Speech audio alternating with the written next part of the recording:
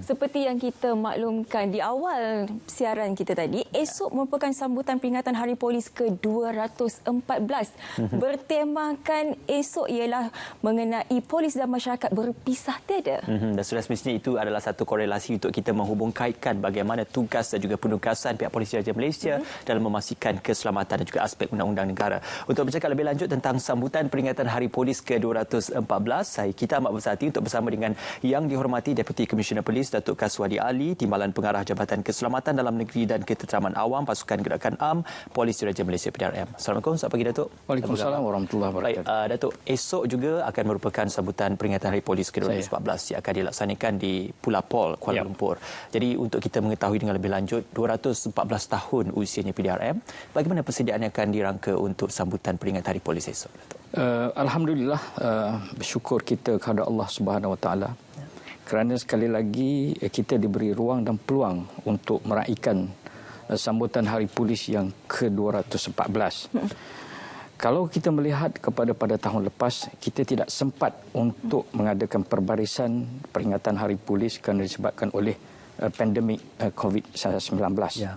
Justru itu saya mewakili pucuk pimpinan PDRM ingin mengucapkan terima kasih dan syabas tahniah kepada para petugas, pada anggota dan pegawai polis serta pegawai awam yang berkhidmat dalam PDRM di atas komitmen yang mereka telah laksanakan demi untuk menjamin keselamatan dan ketenteraman awam negara. Tidak lupa juga kepada petugas-petugas barisan hadapan yang telah bertukus lumus untuk melaksanakan tugas dan tanggungjawab masing-masing dalam memerangi pandemik ini.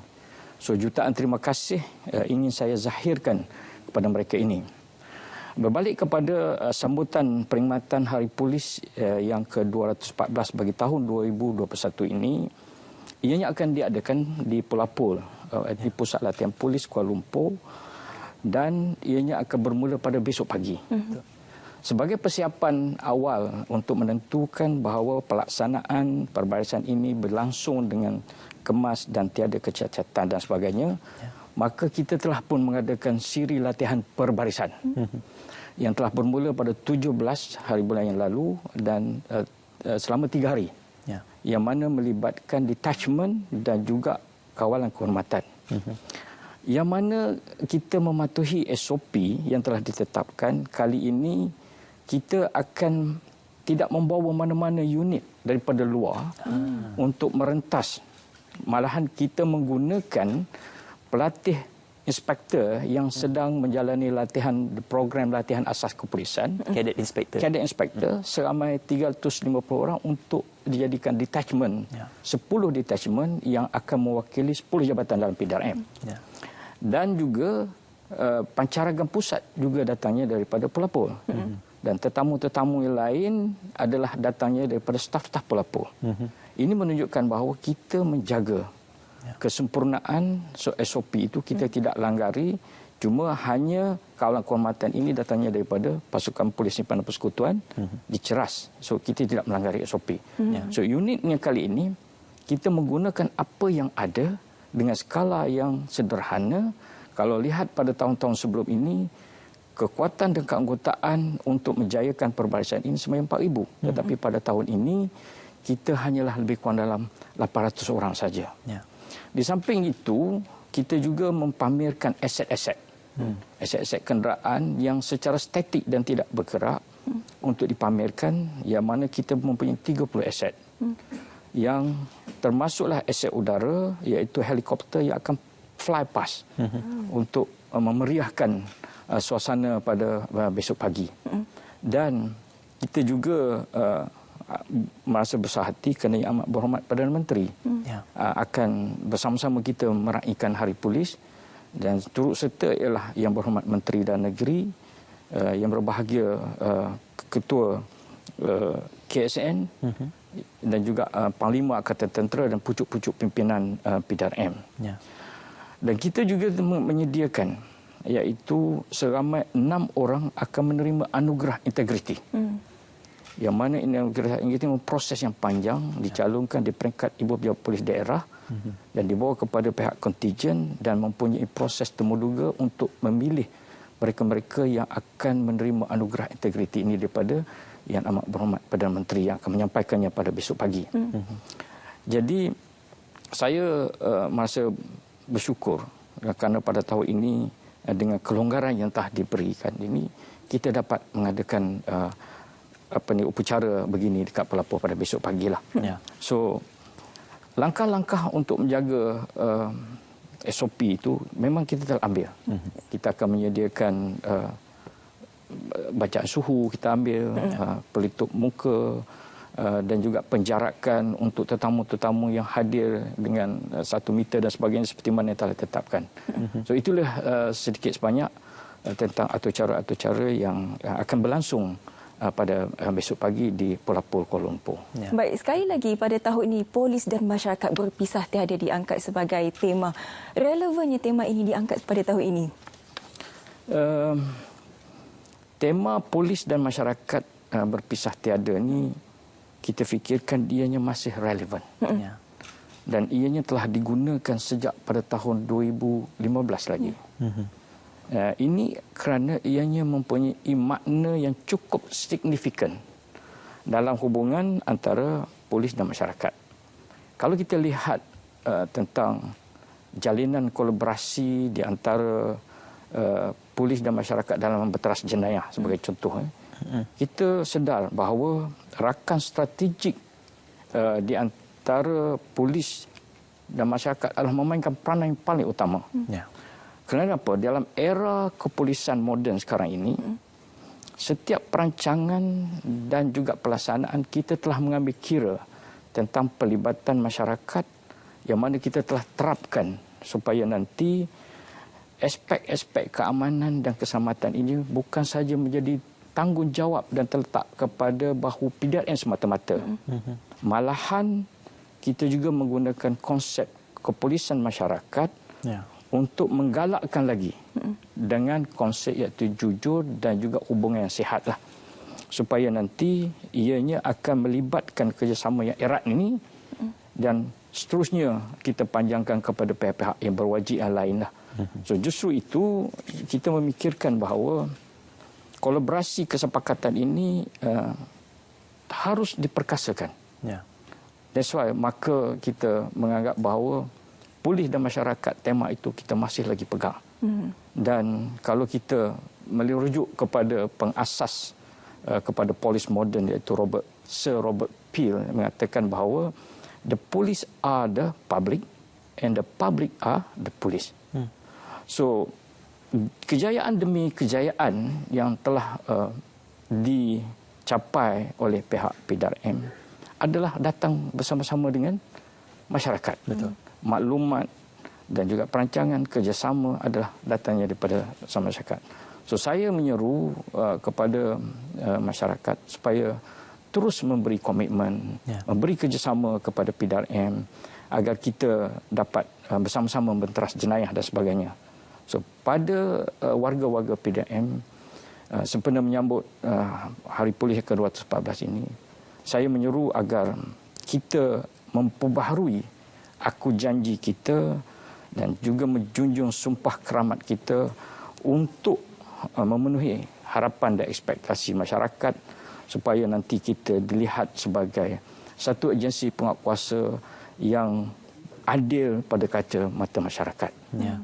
Itu tugas menjaga keselamatan komuniti bukan saja terletak pada PDRM tetapi juga terletak kepada tanggungjawab dan juga kecanaan masyarakat dalam membantu PDRM juga. Disebabkan itu polis dan masyarakat berpisah tiada.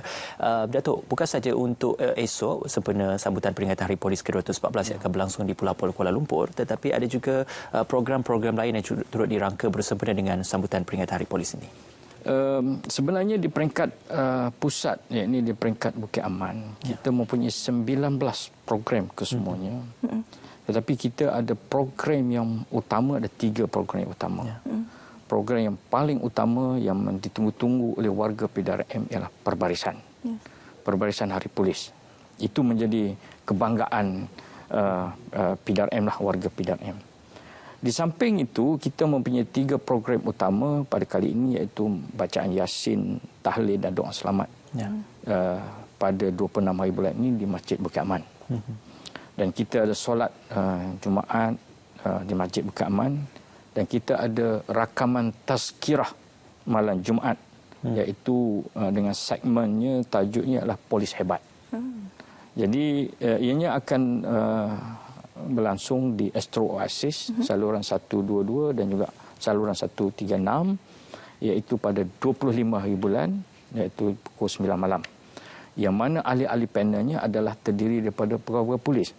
Untuk Polis Hebat ini, ahli panelnya adalah Ketua Polis Kelantan, Datuk Safian, yang akan bersama-sama di dalam segmen ini. Segmen yang kedua bagi tazkirah malam Jumaat ini ialah iaitu dari rumah ke pejabat. Ini juga melibatkan Ketua Penolong Pengarah Badan Agama dan Kaunseling Jabatan Integriti dan Pematuhan Standard PDRM yang akan bersama-sama pada 1 April iaitu jam 9 malam juga di Astro Oasis.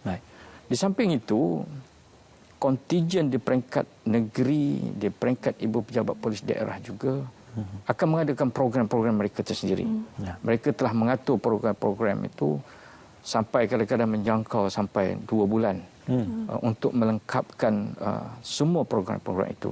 Namun begitu, sambutan di peringkat kontijen daerah Brigade PGA juga akan berlangsung serentak pada besok pagi. Tapi dalam norma baru dengan mematuhi SOP-SOP yang telah ditetapkan. Kita berharap pada besok pagi seluruh Malaysia, kontijen dan daerah serta ibu pejabat polis di Bukit Aman dan pelapor, kita akan melaksanakan perbarisan untuk memperingati Hari Polis yang ke-214. InsyaAllah. Baik.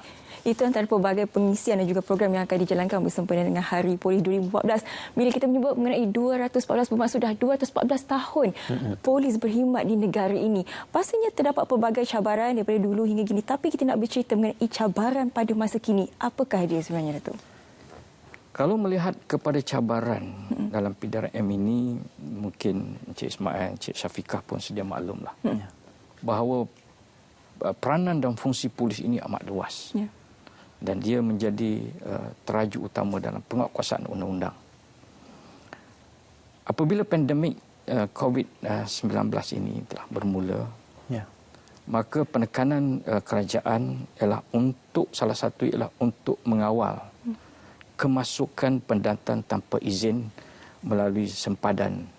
Apabila sempadan yang diwartakan telah pun ditutup, maka alternatif bagi pendatang tanpa izin ini ialah laluan tikus ataupun laluan-laluan yang haram lah. Justru itu PDRM melihat bahawa untuk mengekang penularan COVID di kalangan pendatang tanpa izin ini, maka kerajaan telah menubuhkan apa yang dikenali sebagai National Task Force, yang mana semua operasi-operasi yang berkaitan dengan kawalan keselamatan sempadan ini dinamakan sebagai Op Benteng. Dan PDRM bersama dengan ATM, APMM dan lain-lain agensi penguatkuasa terus akan menguatkuasakan kawalan keselamatan sempadan ini supaya ianya tidak diceroboh. Namun begitu, kita lihat sejak kebelakangan ini, kemasukan pendatang tanpa izin ini melalui pelbagai arah, melalui laut, melalui jalan darat dan sebagainya. Justru itu, untuk mengekang kemasukan ini, kita telah menggunakan semua aset-aset yang ada dalam PDRM berserta aset darat, aset laut dan sebagainya. So, kalau kita lihat sempadan negara yang luas, terutama sekali di Sabah dan Sarawak, pos-pos kita yang ada untuk menjaga keselamatan sempadan ini amat terhad. Bukan terhadlah dari segi kita lihat pasal kawasan itu luas. Maka penggunaan teknologi yang terkini akan membantu dari segi menggantikan manusia di situ. Dan kita juga telah mendengar bahawa pengumuman oleh Yang Berhormat Menteri Dalam Negeri menyatakan bahawa agensi keselamatan sempadan AKSIM itu akan diletakkan di bawah PDRM. Terutama sekali dikhususkan akan diletakkan di bawah Pasukan Gerakan Am.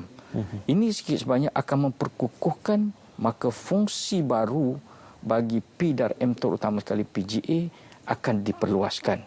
So kita berharap dengan kemasukan elemen aksem ini ke dalam PDRM, ianya akan mengukuhkan lagi dan akan membantu untuk menangani hal-hal yang berkaitan dengan pendatang tanpa izin ataupun yang berkaitan dengan keselamatan sempadan yang berkaitan dengan kontraband dan sebagainya. So juga kita berharap satu lagi perkara yang sering kali kita tidak ambil peduli ialah tentang menjaga kehidupan liar, fauna dan flora yang sebelum ini memang kita tidak ambil peduli. Tapi dengan adanya operasi Khazanah yang kita kenali sebagai operasi Khazanah, operasi bersama OBK Khazanah dengan Jabatan Perlitan, dengan Jabatan Perhutanan, dengan jabatan-jabatan yang berkaitan dengan Sabah dan Sarawak, dengan Jabatan Kastam dan sebagainya, kita nampak bahawa keberkesanan kita iaitu dalam menentukan bahawa pemeliharaan alam sekitar ini kita tidak biarkan begitu saja. Kerana kita tak nak nanti hidupan liar, anak-anak cucu besok kita tak kenal mana kijang, mana napuh dan sebagainya. Kita hanya boleh melihat pupus semuanya. Pupus. So justru itu PDRM berkolaborasi dengan agensi-agensi ini untuk menangani perkara-perkara ini. Perkara seterusnya, cabaran yang kita lihat bahawa akhir-akhir ini ialah teknologi digunakan untuk menimbulkan pelbagai kegusaran kepada masyarakat.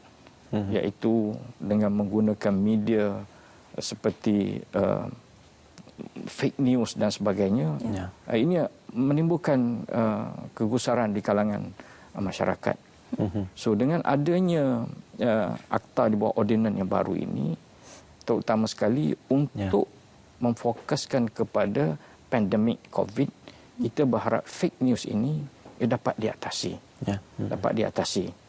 Dan kita melihat banyaklah perkara-perkara lagi, cabaran-cabaran yang konvensional seperti dadah, jenayah retas sempadan ini, seringkali PDRM menempa banyak kejayaan. Kalau kita lihat kan, almost secara harian kita melihat bahawa kejayaan-kejayaan PDRM itu kita capai. Dadah, jenayah. Dan kita bersyukur masyarakat Malaysia telah memberi sokongan yang padu, juga pihak-pihak media melaporkan perkara dengan cepat dan patah dan betul.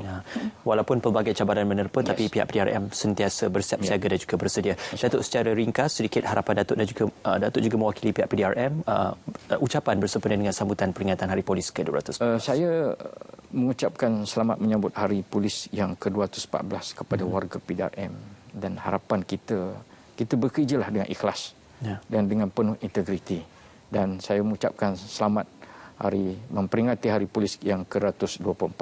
Terima kasih.